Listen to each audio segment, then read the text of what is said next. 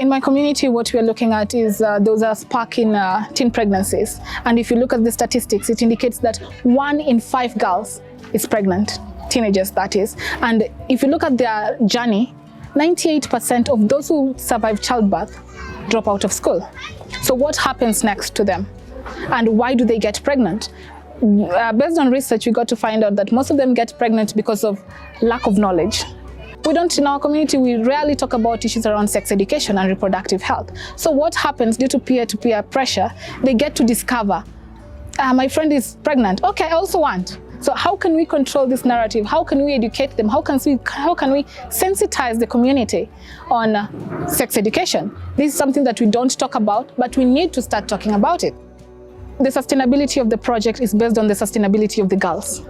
If the girls don't need Gingko project anymore, that means they are able to go out there. So what we have been doing is to train them on different skills, entrepreneurial skills that they need to support themselves and their children in the process. So we have been training them on different skills like notebook making, soap making, and also some of them are doing beauty, and we're supporting them. So discovering their passions and how can they turn their passion into something profitable. That is what we have been doing here. So let's meet some of the girls who have been behind all this process. Ivy came at school and they started introducing about them. So when we heard about them, we are interested to be part of them. I was in school. There were girls who were here in phase 1. Then we came here and I was interested and I continued coming. I was pregnant that day and I was given maternity leave at school.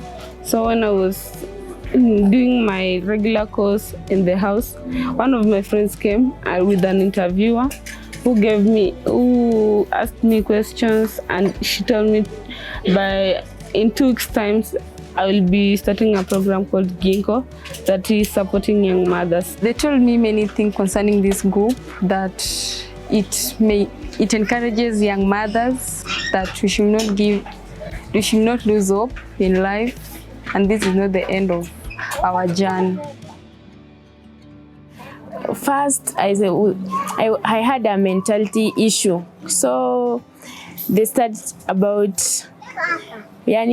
started giving some advice, and through this, I have gained to be independent, become a resilient person. Through making soaps and making notebooks, I have learned how to interact with many people outside here.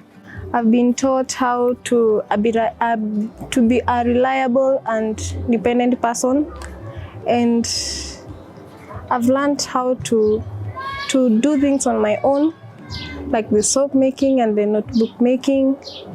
Yeah, it has really boosted on my self-esteem, my self-confidence. On Gingko side, it helped me to manage my psychological stress. Every time when I was alone, I kept thinking, what am I going to do with my baby? I had nothing to do. I felt like I was being a burden to my mother.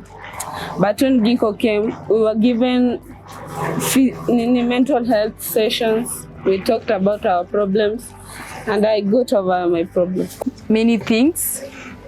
First, when I was pregnant, I was so stressed. I didn't know what to do. And as I joined this group, they taught me how to deal with stress, how to overcome them. And also in Gingko phase 2, I learned about entrepreneurship, how I can raise my daughter without depending from other people, how I can be self-dependent. And in terms of the future plans, Gingko itself has a book that we keep selling to different schools just to sustain the activities of Gingko itself. And in the future, we are looking at expanding to different counties that are also affected by teen pregnancy, that is Kajiado County, Bungoma County, and also back to Nairobi, but a different part of Nairobi. And in terms of the book, we are currently looking at, due to demand, that is, we are currently looking at translating the book into French and distributing it to different countries such as Senegal, Cote d'Ivoire, and Burundi.